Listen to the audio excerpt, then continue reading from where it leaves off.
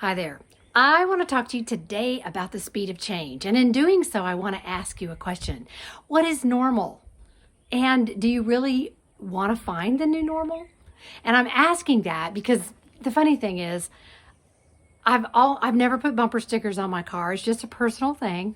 You might, and that's great for you. I read yours. But the only bumper sticker I've ever thought about putting on my car was the one that says, "Why be normal?" So now, after the pandemic, everybody's asked if we have to find the new normal, or they've said that. Actually, in Panama City, where I'm from, over 2.5 years ago, when Hurricane Michael, Cat 5 storm, hit us and took away every semblance of normal that we knew, people kept saying, we need to find the new normal. And that just grated on me. And I'll tell you why.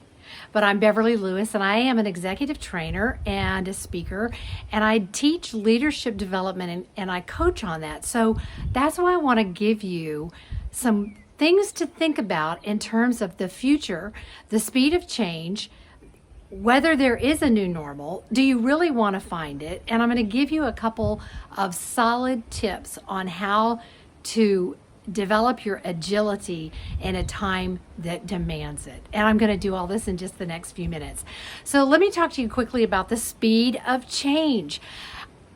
Boy, in the last 50 years, if you just look at one thing alone, and that is the speed of internet connectivity. And let's compare it to a Volkswagen. If you look at the Volkswagen Bug's performance 50 years ago, it was considered to be a fuel efficient car. And it was a respectable car.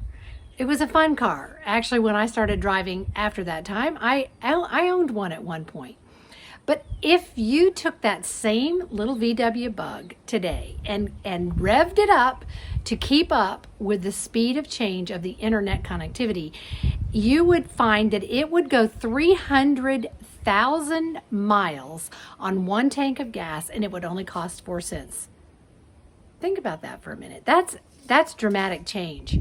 And that's just one small area of change. Do you think it's going to slow down? I don't think so.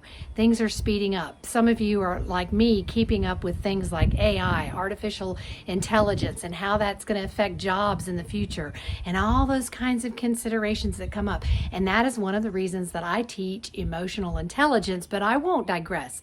I want to give you a couple of specific things that you can do to keep up with change. And the first one is to get the attitude of an explorer rather than a defender, a pioneer versus a settler. We are not going to be able to settle anymore. We can't just stay where we are. In order to keep up, we have to change. So that's a given. So it's a mindset of adopting that. Another thing that we can adopt is understanding, once again, the power of team. Let's see, what did they say? None of us is smarter than all of us together. None of us are going to have the capability to understand, to get the insights, to gather the wisdom, and to apply it in all the ways that we need to, at the speed that we need to in the future. We need to align ourselves with teams. I call them tribes. I'm all about the tribes. I'm all about developing strong teams. Let's see, another thing that you can do is giving up the command and control mentality. You can't control the future. You can't control circumstances. So all we can do is control ourselves. So we give up the command and control mentality, and we learn to ask questions instead. Because you also cannot command and control creativity or critical thinking. So we learn to ask questions.